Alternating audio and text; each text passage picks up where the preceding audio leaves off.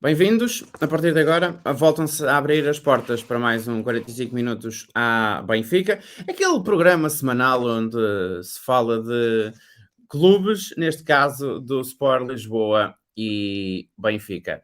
Da semana passada para esta, continuam a haver algumas alterações, continua a haver assunto para se falar e esta semana não é exceção e por isso mesmo vamos continuar a falar da pré-temporada do Sport Lisboa e Benfica. Na passada sexta-feira à tarde o Benfica foi à Suíça, Yves-Redon, para jogar com o Girona da segunda divisão espanhola e o Benfica ganhou por 4-2. Apesar de ter ganho por 4-2, foi a primeira vez em que o Benfica começou, não o jogo, mas sim depois a segunda parte, a perder, mas rapidamente o Benfica soube dar a volta à questão e ganhar o jogo por 4-2. O Benfica iniciou este jogo com um 11, digamos que padrão dos últimos jogos, desde o jogo com o Reading do Championship. Elton na baliza, Gilberto, Otamendi, Morato e Grimaldo na defesa encarnada. Depois o meio-campo com Florentino Luís e Enzo Fernandes, mais David Neres, Rafa, João Mário e Gonçalo Ramos a titulares. Na segunda parte a coisa mudou tudo, com Odisseias a trocar com Elton. Gilberto sai, aliás, Gilberto, Otamendi, Morato e Grimaldo saem, entram Bá para a direita, Gil Dias para a esquerda, António Silva e Vertonghen para os lugares da zona central. Saíram o Florentino e o Enzo, entrou o Weigl e o Meite. Saíram os três mais avançados, mais o Gonçalo Ramos, e entraram Chiquinho, Henrique Araújo, Diego Moreira e Yaremchuk. Já vamos ao momento dos golos, já vamos à segunda parte. Pedro Batista Bastos, bem-vindo. É um Benfica cada vez mais padronizado antes do jogo, antes de um jogo que, apesar de não ser totalmente decisivo, mas é um jogo bastante importante para a caminhada do Benfica na Liga dos Campeões. Já se começa a ver um certo padrão ao nível da titularidade ou daqueles que muito provavelmente irão ser titulares no primeiro jogo da época. Boa noite, Francisco. Boa noite aos nossos ouvintes. É verdade, começa a notar-se um padrão, começa a notar-se a importância de jogadores como Florentino e Enzo. Que diferença do meio-campo do ano passado, onde nós tínhamos um meio-campo constituído por Weigl e Taarabt. Que diferença ver Florentino Luís, que cresceu enormemente como jogador, a pensar o jogo, a pautá-lo, a saber ocupar o terreno. Que diferença ver um tremendo jogador, um craque como o Enzo, a pautar o jogo. E sim, nota-se de facto um padrão com pormenores muito curiosos, onde o dedo de Roger Schmidt começa a notar-se de um modo muito positivo. Rafa a ocupar um lugar que começou por ser o lugar de Rafa quando jogava no Braga, que é pensar o jogo no miolo do terreno. E é muito interessante verificar se o eixo Enzo, Rafa funcionar, e se Rafa de facto assumir as funções de um número 10, poderíamos ter um eixo fortíssimo a pensar, a desenvolver e a criar as jogadas de ataque. Adorei ver aquele passo a rasgar de Enzo para Gonçalo Ramos. Foi uma pena que Gonçalo Ramos não tivesse aproveitado. Quando aquela bola sai em velocidade e entra nos pés de Gonçalo, torci naturalmente para que ele fizesse o golo, mas pensei assim, e se nós tivéssemos um matador veloz, um matador que se entrosasse muito bem com todos estes criativos do Benfica? O que é que pode suceder a uma equipa com um potencial de pressão, de futebol de ataque com muita intensidade como o Benfica tem? O que é que isto pode acontecer? Mas sim, de facto, nota-se um padrão. Nota-se, por exemplo, que vamos ter, ou vamos assistir a um duelo muito engraçado entre Bá e Gilberto. Quem diria, não é? Quem diria? A Quem- olhar para aquilo que foi a época passada e aquilo que tem sido as temporadas do Benfica, quem diria que o Benfica iria ter um que o Benfica iria ter uma disputa tão acesa na lateral direita. Já não vou falar da lateral esquerda porque ainda não deu para ver muito, até porque tem havido esta troca constante entre Grimaldo e Gil Dias, porque já deu para perceber que o Gil Dias não vai ser extremo, vai ser quanto muito uma opção para a lateral esquerda, enquanto Ristitos não volta ou não regressa da lesão, assim como João Vitor também parece que ainda está ali a debelar uma lesãozinha que lá tem. Mas sim, voltando à lateral direita, parece que o Benfica já sentia falta de uma verdadeira luta para saber quem é que joga na lateral direita do Benfica. Sem dúvida, sem dúvida. E que bom que isso é, porque isso também estimula e espicaça a própria defesa. Tu falaste da defesa, falaste de João Vitor, mas realça também o papel do nosso outro central, do menino que veio e que ascendeu, do António. Peço desculpa, está-me a falhar agora o nome António Silva. do António Silva, exatamente. Que grande central que nós temos ali. Se aquele menino se desenvolver, se aquele menino progredir do modo como ele mostrou, a margem de progresso que ele tem, da sua colocação, da segurança nos cortes de jogo, nós vamos ter na nossa defesa casos muito, muito, muito sérios. Porque teremos Lucas Veríssimo recuperado, Otamendi, Vertonghen, Morato, que ao que parece também está lá para ficar, não é?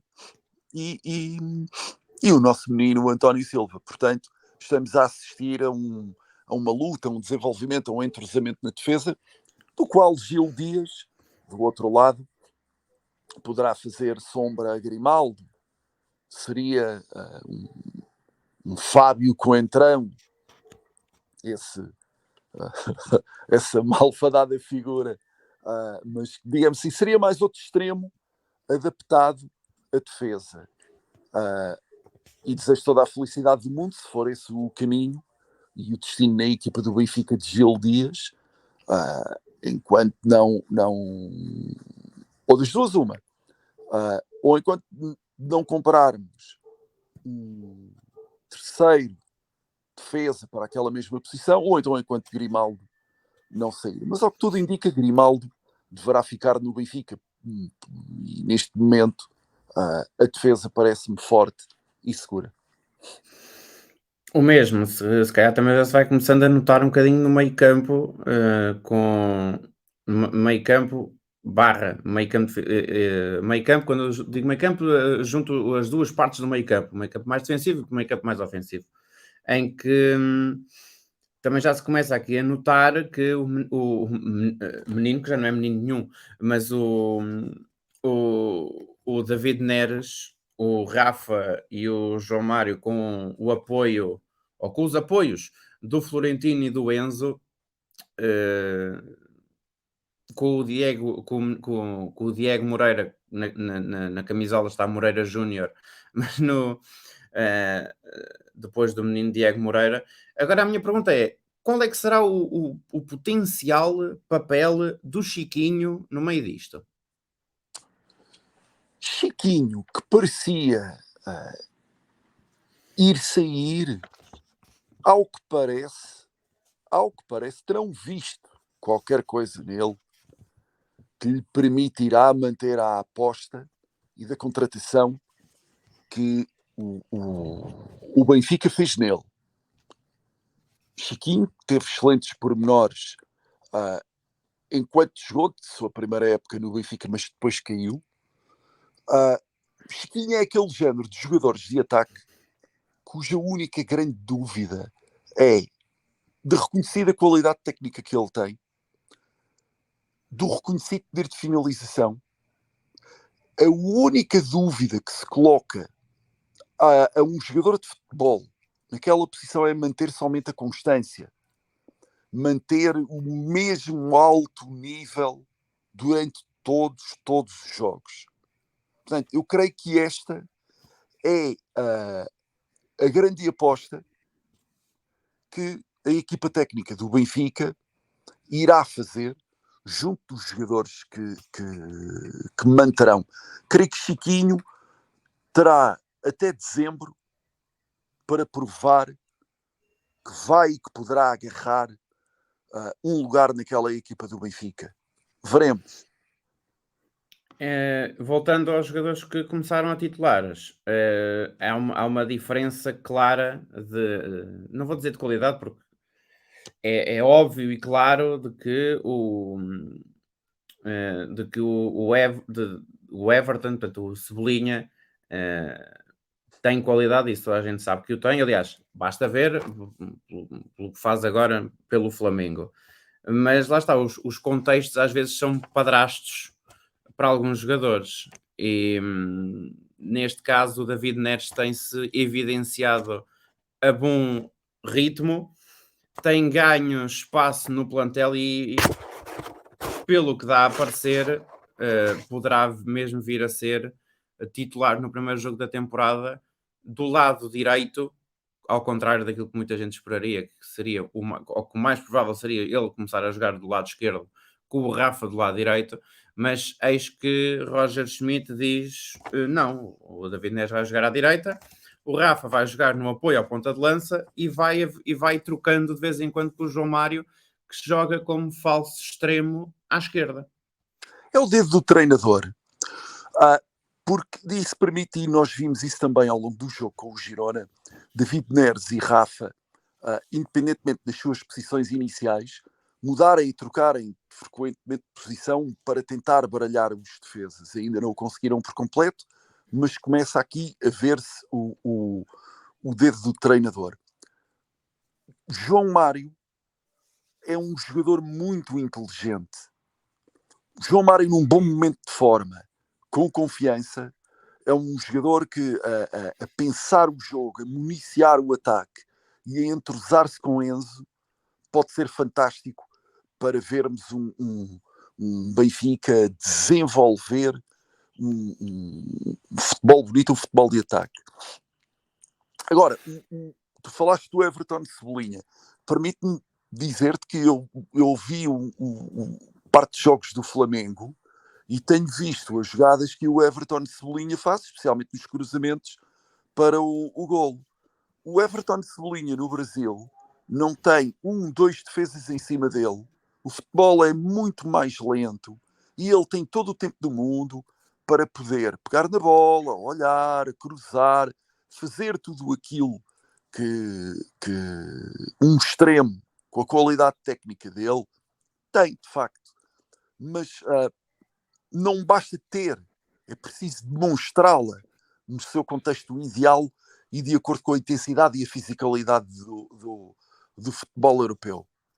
Everton Cebolinha é daqueles jogadores que só serve para o Campeonato Brasileiro e nada mais. Um bocadinho à conta daquilo que também foi o caso de um colega dele também, de um colega dele de ataque, como é o caso do Gabriel Barbosa, do Gabigol, que chegou à Europa no Inter, pouco deu, no Benfica marcou um golo para a Taça de Portugal e não se viu mais, foi para o Brasil e o contexto foi completamente favorável. Exatamente, mas Gabriel Barbosa, o Gabigol, foi desaproveitado. Quiseram pô-lo de novo a jogar em posições que não eram dele, quiseram fazer invenções, ou seja, se me permites a expressão, um filme que já tínhamos visto, por exemplo, com Bernardo Silva, noutro contexto e com outras justificações. Quando se tem um bom jogador, deve saber-se aproveitá-lo, deve saber-se desenvolver as suas potencialidades e pô-lo a jogar na posição onde ele rende. David Neres é um caso onde, de facto... Também ajuda ao facto de já estar na Europa há algum tempo. Também, sem dúvida. Mas David Neres tem fome de futebol. E David Neres ainda não joga com toda a velocidade que se lhe reconhece e a criar e a rematar à baliza. Atenção, David Neres vai ser um caso muito, muito, muito sério no Benfica e no nosso futebol. E mantém-se também o padrão do Benfica em marcar de bolas paradas. Mais um Ainda bem, jogo, mais um gol de bola parada, mais um gol de bola parada, ou 2 golos de bola parada, se quiser assinalar o penalti como sendo uma jogada de bola parada. Neste caso já vai em 2, ou mais 2 golos de bola parada. Um na sequência de um canto, foi logo o primeiro. Vertonghen com uma assistência de António Silva, portanto os dois defesas centrais a fabricarem, ou a ajudarem a fabricar o primeiro golo do Benfica. O segundo já não vem numa sequência de uma bola parada, mas quase para lá caminhava. Foi o segundo do lateral direito, já na segunda parte, do Alexander Pá. Depois, o Chiquinha marcou de grande penalidade aos 67 minutos e fez o 3-1. Entretanto, o Girona fez o 3-2, marcou o segundo golo, e aos 90 minutos o Rodrigo Pinho fez talvez o melhor golo da tarde, ou um dos melhores golos da tarde, fazendo o 4-2. Nota-se também, para além das bolas paradas, que começam a ter cada vez mais preponderância no esquema de jogo do Roger Schmidt, mas também os reforços aqui a quererem demonstrar que estão cá para isto e para muito mais. Falo do David Neres, já falámos, mas falo mais concretamente do lateral direito, Bá. Mais um gol na pré-temporada, já tinha marcado frente ao Reading no estágio em Inglaterra, ou no pré-estágio em Inglaterra, se assim se quiser dizer. Volta a marcar de pé direito e parece que o Yaremchuk continua também a dar conta do recado, apesar de neste jogo não ter marcado, mas continua a dar conta do recado, ou a querer começar a dar conta do recado, assim é que é. E temos também o Rodrigo Pinho, que esteve lesionado durante praticamente toda a época passada, e volta e joga e marca. Portanto, pode-se dizer que o Rodrigo Pinho também pode ser aqui um reforço para o ataque do Benfica, a juntar-se ao Gonçalo, ao Henrique, ao Yaremchuk e ainda ao Musa, que ainda mostrou pouco daquilo que realmente pode valer. sim. Necessitamos de um matador. Todos os nomes que tu citaste, não há um único matador. E eventualmente o Benfica poderá copiar, tendo em conta o género de futebol de ataque que se pretende, o tipo de jogo, salva das devidas distâncias e proporções, por exemplo, de um Manchester City ou de um Liverpool que não tinham um matador propriamente dito, mas que marcavam muitos golos. Entretanto, quer um clube, quer outro, acharam que necessitavam de um matador propriamente dito. O City contratou o Haaland, o Liverpool levou o nosso menino Darwin, mas o curioso é que o Benfica tem um grupo no ataque, e de todos esses nomes que tu citaste, noto com muito agrado sempre o recuperar de Yaremchuk, que tinha feito o seu brilharete quando do Euro na Ucrânia, e é de facto um excelente jogador, muito experiente no ataque, já adaptado a Portugal, já adaptado ao Benfica. E quando estes jogadores se adaptam à cultura de um clube, a tendência deles é fazerem campeonatos muito bons e jogos extraordinários. Daqueles jogos que podem encher o olho. E quem sabe, quer da parte de Yaremchuk, ou quer da parte, por exemplo, de Henrique Araújo, quem sabe se algum deles pode ser o nosso futuro Jonas, por exemplo. Quem sabe? Mas é aqui onde entra o dedo do treinador. Uma menção especial para Rodrigo Pinho, assim como Roger Schmidt pode e vai apostar em Chiquinho, também, ao que parece, ele vai apostar em Rodrigo Pinho. Vai dar-lhe o benefício da dúvida. Vai dar confiança ao jogador. Vai dizer: o Benfica aposta em ti. O Benfica acredita que tu tens classe, tens valor, tens qualidade suficiente para vingares. Vai ao campo, sai para ganhar e mostra aquilo que tu podes fazer.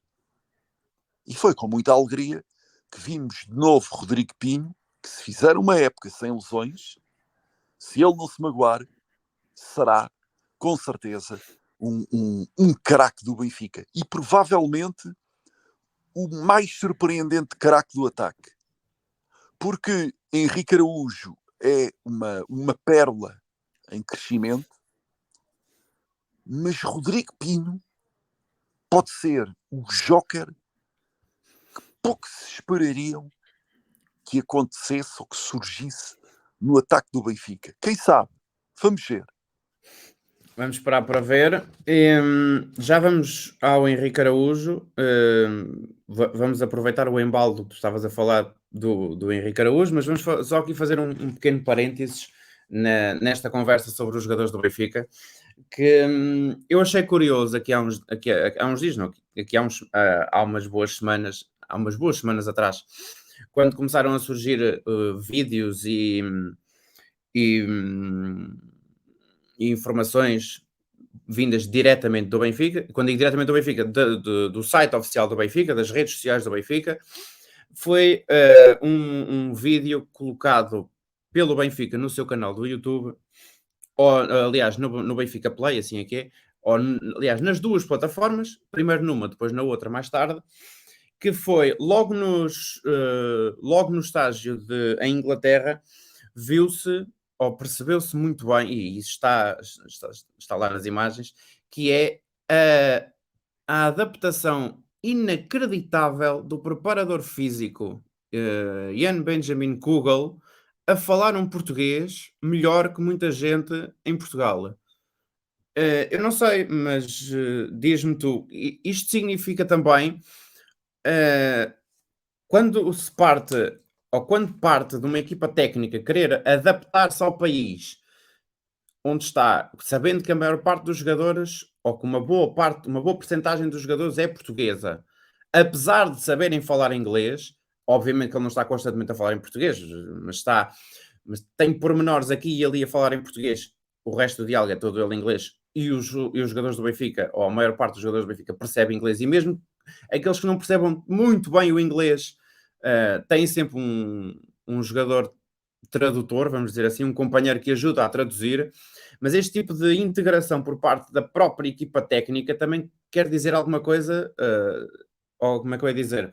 Explica muito também para aquilo que os treinadores, e neste caso que a equipa técnica do Roger Schmidt vem, sabe para o que vem. Sim, sim. Querem pegar destaca. Quem olha para o último grande gigante adormecido da Europa, que é o Benfica,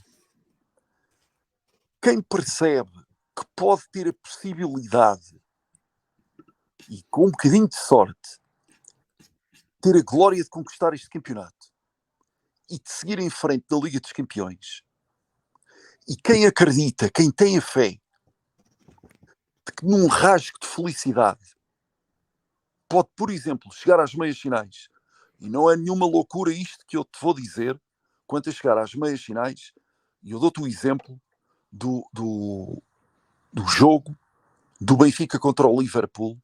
Estava a pensar nele, por acaso. Estava a pensar nele. Tal e qual. Pensámos os dois no mesmo. Pensámos os dois no mesmo, tal e qual. E só perdemos esse jogo por inabilidade do Tarapte e por andarmos a dormir nas bolas paradas. Ou seja, nós na Luz, com um bocadinho de felicidade, teríamos empatado. Assim como em Liverpool, com um bocadinho de felicidade, teríamos eliminado o Liverpool. Mas eu, voltando um pouco àquilo que tu relataste, quanto à vontade de se adaptar a um país, quanto à vontade de integrar, isto é a ambição natural de um preparador físico, de um treinador e de uma equipa técnica que percebe perfeitamente quem é este gigante adormecido, que viu o que é o Benfica na Inglaterra, que viu o que é o Benfica na Suíça, que ama o futebol. Conforme disse Roger Schmidt, se tu amas o futebol, tu amas o Benfica. E eu acho que esta frase vai marcar não só a chegada deste treinador, mas vai marcar também a adaptação da equipa técnica e da gana, da genica, da vontade de vencer, que tem que ser transmitida a estes jogadores. Repara que há aqui miúdos muito novos que vivem numa redoma chamada futebol. Ou seja, eles nada mais conhecem da vida senão treino, hotel e redes sociais. Os erros, as vaidades, as petulâncias, os venenos de balneário, tudo isto que o Benfica passou, pelo menos nos últimos 5 anos, tem que ser trabalhado e tem que ser evitado. E eu creio que esta equipa técnica e que esta direção de futebol tem a plena consciência de tudo aquilo que se passou de errado internamente no Benfica. E é com muita alegria que nós vemos este Benfica a crescer, a adaptar-se, a desenvolver-se e a transmitir essa alegria e essa necessidade de evolução aos miúdos que fazem casa, hotel e redes sociais, mas que precisam que lhes seja transmitida a mística. Poderá levantar-se a questão de saber se temos ou não quem esteja lá para poder transmitir a mística aos jogadores. Ou seja, dizer que falta o senhor A, o senhor B ou o senhor C. O Benfica é e será sempre, ou terá sempre, como o maior transmissor da sua mística, os seus adeptos. Quando os adeptos do Benfica estão unidos, acompanham os treinos, dão uma palavra de incentivo, falam com treinadores, falam com os capitães, toda a mística é passada. O resto é profissionalismo e o entendimento da grandeza do Benfica.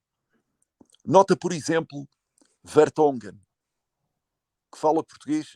Eu acho um piadão enorme ouvir o Vertonghen a falar português, porque ele parece um açoriano a falar. O sotaque dele é muito engraçado e ele parece um açoriano. Mas o Vertonghen adaptou-se a Portugal, adaptou-se ao Benfica, faz a vida dele, passou férias em Portugal, não foi para o Dubai, não foi para um resort, não fez nada disso, passou férias em Portugal, esteve junto das pessoas e são estes velhos, por assim dizer, com muita experiência dentro de um balneário, mesmo que seja um estrangeiro, o estrangeiro adapta-se ao país.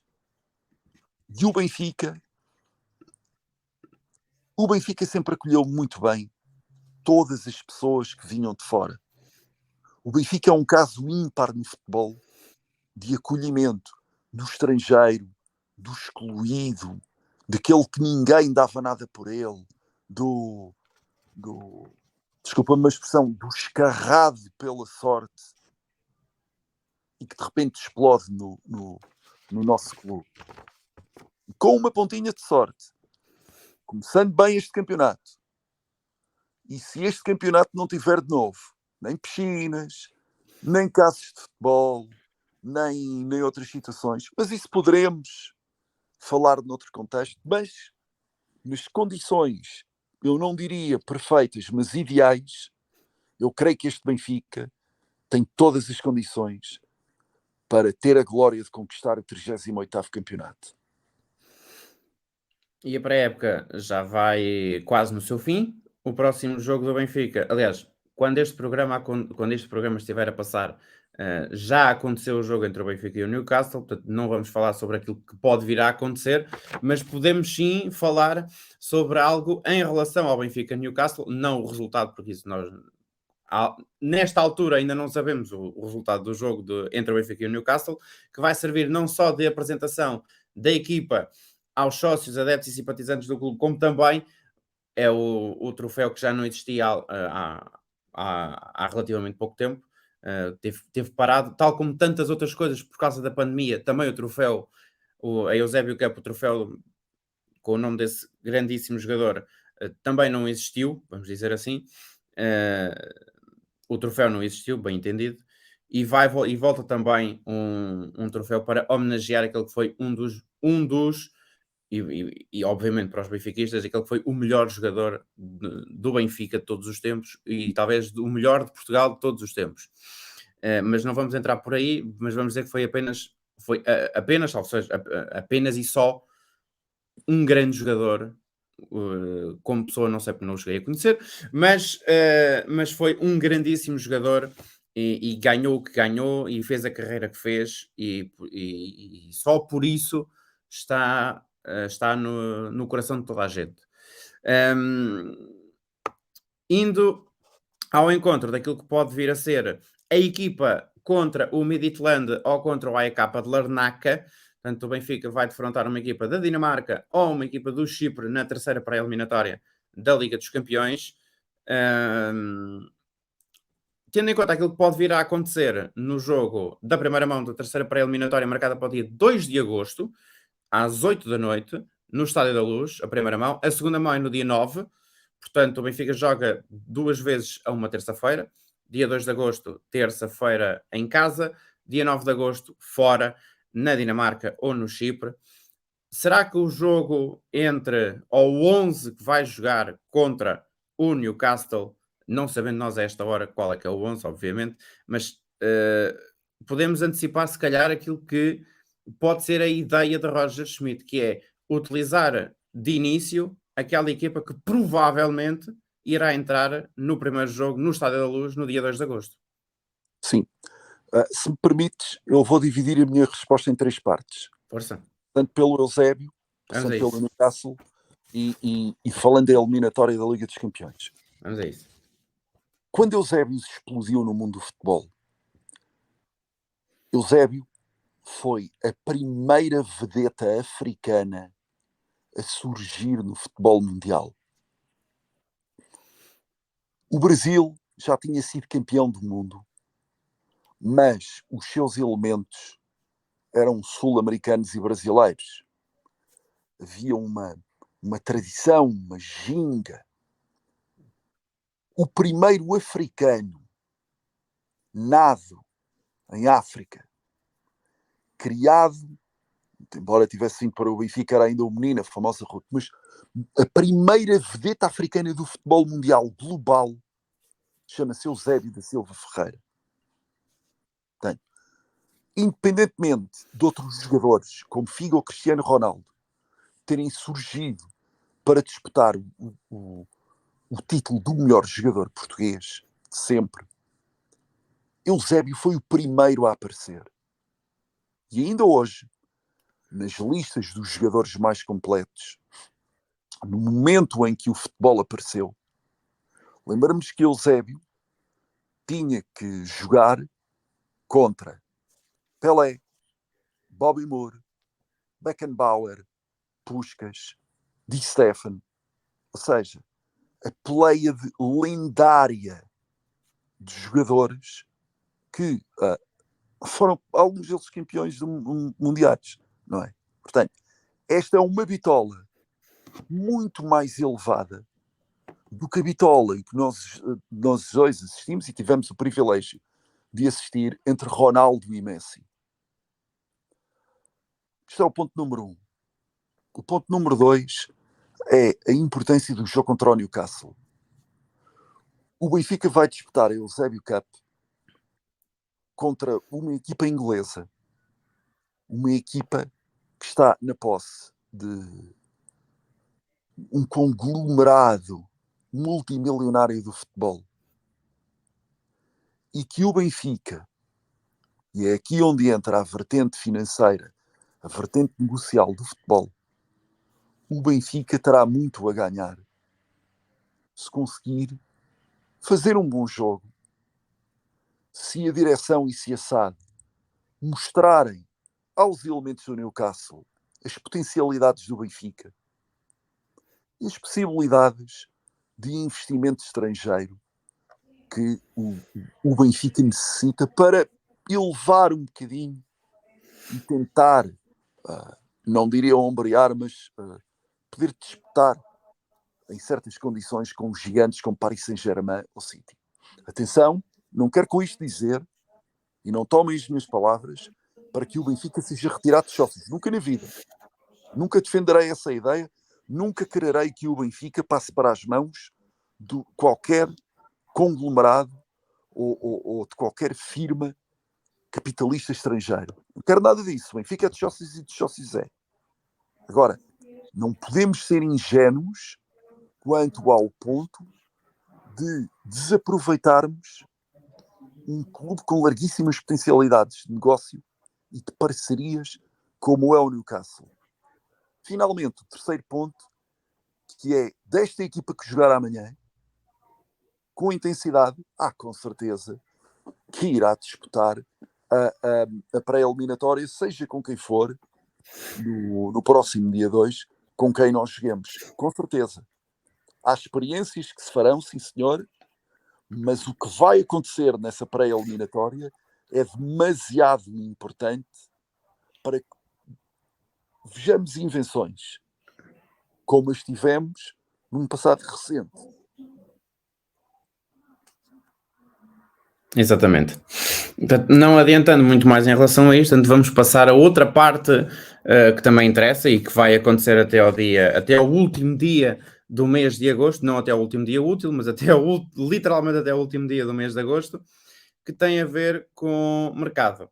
E o mercado continua a mexer e vai continuar a mexer e vão continuar a surgir nomes, quer para entrar como também para sair. Vamos primeiro às saídas. Aliás, primeiro vamos ao assunto de Henrique Araújo e depois sim vamos entrar nas saídas e depois nas possíveis entradas.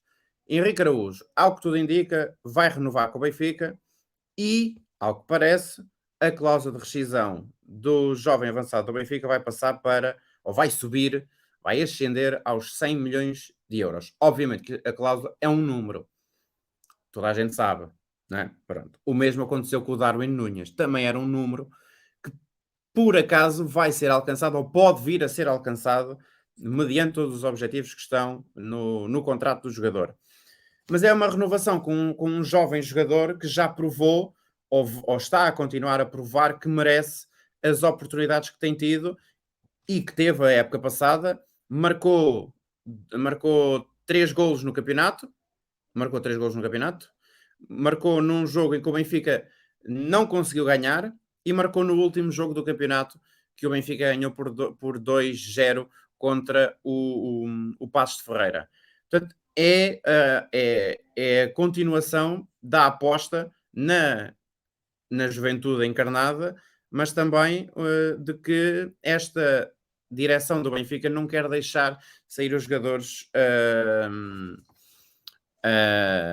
como se o jogador fosse uma pechincha. A custo zero, como aconteceu, por exemplo, na agremiação da Praça Velásquez, por exemplo, que cometeu esse mesmo erro. Mas eu não quero falar dessa gente. Falo e sim, de facto, como tu referiste muito bem e apontaste o trabalho, os resultados e a qualidade de Henrique Araújo. Eu creio que a direção do Benfica está a querer repetir o êxito que teve com o João Félix e vai promover Henrique Araújo como se fosse um futuro João Félix. Poderá até dizer que é o melhor jogador madeirense da atualidade e eu creio que ele terá todas as condições para poder ter esse título, para poder ter esse pedaço, digamos assim, para si. E é também uma transmissão de confiança no trabalho que tem sido desenvolvido, quer dos miúdos, e dizerem: vocês conseguem, esforcem-se, trabalhem, honrem o manto sagrado e chegarão lá.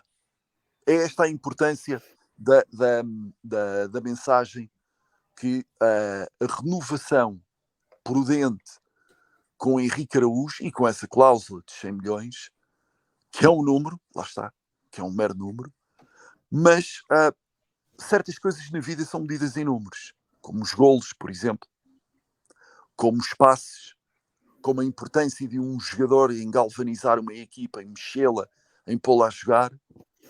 E nunca se sabe o que é que pode acontecer se Henrique Araújo, hoje é segunda-feira, mas amanhã entrar e marcar um golo contra o Newcastle. Nunca se sabe. E isso das grandes belezas do futebol é também um dos encantos da vida. É desconhecermos o dia da manhã, mas sabermos que tudo nos é possível para nos cobrirmos de glória.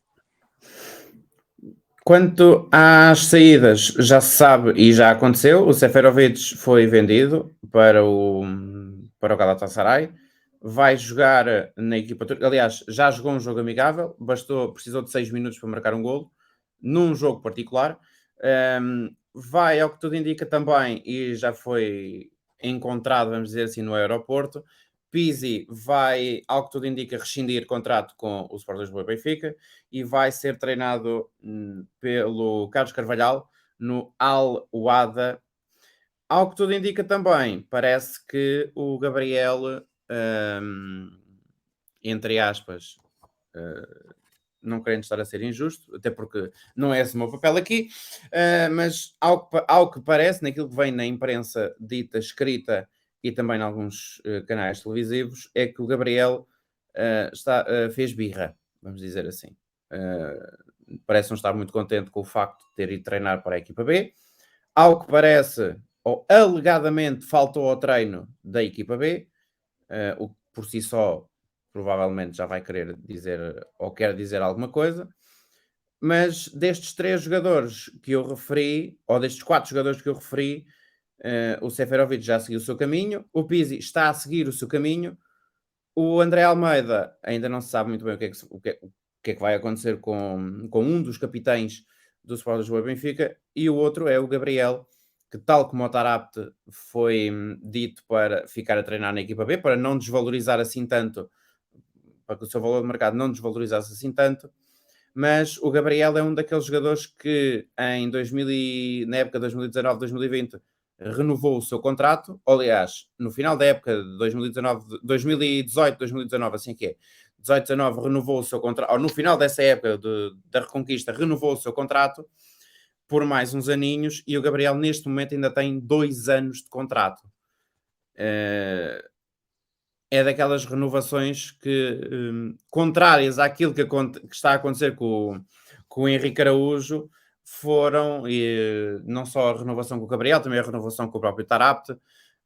Houve algumas renovações feitas lá atrás que agora pesam um bocadinho como se costuma dizer, aliás, usando o termo britânico ou inglês, americano, whatever, o budget, né? O budget do Benfica em termos de salários está, não vou dizer comprometido, mas está um bocadinho a pisar o vermelho, está ali a picar muito no vermelho, no vermelho, isto é, no vermelho já quase ali está a queimar, basicamente, porque são jogadores que não contam para o treinador, Tarapte e Gabriel, e,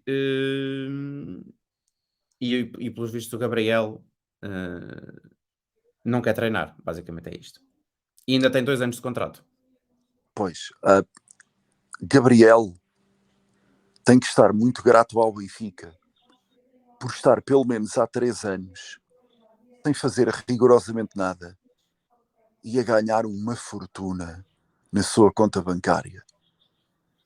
Há pessoas que acordam às 6 da manhã para estarem a pegar às 8, chegam a casa cansadas com 800, 900 euros no bolso e ainda têm que tratar da mulher e dos filhos. Portanto, alguém ganha uma fortuna como Gabriel ganha, que está há 2, 3 anos sem fazer rigorosamente nada no Benfica, e que ainda por cima, ao que tudo indica, faz uma birrinha. Alegadamente. Vamos dizer alegadamente, porque senão ainda nos Alegadamente, caem. que foi o que foi noticiado, que foi noticiado. Portanto, Exatamente. nós estamos a falar de coisas que foram escritas na imprensa, que foram noticiadas na imprensa. Portanto, não é crime nenhum estarmos a falar de alguma coisa que foi publicada num outro órgão de comunicação social. Ok? Mas se alegadamente Gabriel fez isto, só tenho a dizer o seguinte: porta da rua é serventia da casa. Quanto aos outros nomes, em maior ou ou menor intensidade, ou com maior ou menor estima, desejo a todos as maiores felicidades, sim senhor, mas é capítulo encerrado. Que sejam muito felizes nos seus clubes e que não marquem golos ao Benfica caso se cruzem connosco. Por exemplo, no caso de Seferovic, isto, tendo ele ou ficando ele lá no Galatasaray, interessa a quem lá está. Todos os outros nomes, Taraptes, Andrés Almeidas, Gabriéis, tudo. Não contribuem, não têm nada de benéfico, não têm nenhum acréscimo valorativo para estar a dar ao Benfica. Sim, senhor. Fez uma birrinha, alegadamente, porta de rua é serventia da casa. E acabou. E não alimentemos mais novelas. Ou seja, aconteceu uma situação, sim senhor, como houve birrinhas, como há casos em todos os clubes, a informação desportiva é feita disto, sempre se fez e sempre será feita com estes casos, com esses fé-diver, mas, insisto, maiores felicidades, Andor. Estamos mesmo nós a queimar o tempo, mas ainda vamos muito rapidamente falar de uma possibilidade de uma saída que dá, ou possibilidades de duas saídas que dão possibilidade para duas entradas. Neste caso, o Weigl está a ser noticiado que pode estar a caminho do Eintracht Frankfurt.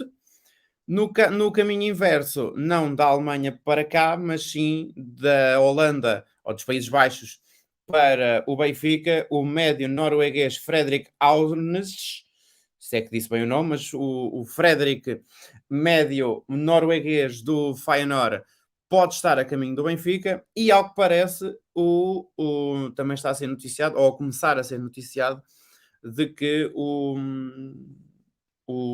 Odisseias Vlachodimos pode vir a sair do Benfica para dar lugar à entrada ao guarda-redes bósnio que atua na Liga Polaca e foi considerado o melhor guarda-redes da Liga da Polónia da época passada, o Kovacevic. Portanto, são duas possibilidades de saída para duas possibilidades de entrada, cada uma para o seu lugar, até porque já se começa a ver que se calhar o Weigl vai ser uma segunda linha. Quem diria que o Weigl iria ser uma segunda linha atrás de Florentino Luís e Enzo Fernandes?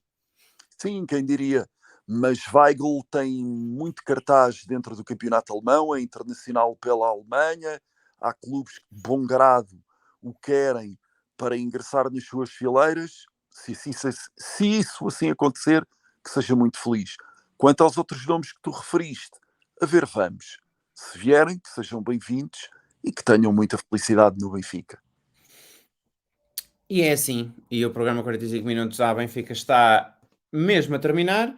Não sei antes dizer que o programa vai voltar para a semana e vamos ter para a semana o início de mais uma época desportiva do Sport Lisboa e Benfica. Terça-feira, às 8 da noite, começa tudo de novo e o jogo entre o Benfica contra o Midtjylland ou o AEK de Larnaca.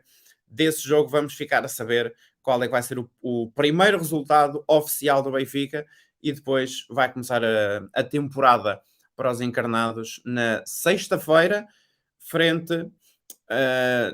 começa na sexta-feira e eu agora perdi-me, confesso, perdi-me completamente neste caso no primeiro jogo da época do Benfica, mas é em casa, no Estádio de Luz, portanto o Benfica faz os seus primeiros dois jogos oficiais na nova temporada em casa, um a uma terça-feira, o outro logo na sexta-feira, em casa, frente ao Aroca, às 8h15 da noite. Aliás, antes de terminarmos, Pedro, qual é a tua opinião, muito rapidamente, a este início de calendário do Benfica, em que joga o primeiro jogo à terça-feira, joga o primeiro jogo do campeonato na sexta, vai fazer a segunda mão fora uma terça-feira e volta a jogar para o campeonato uma sexta-feira?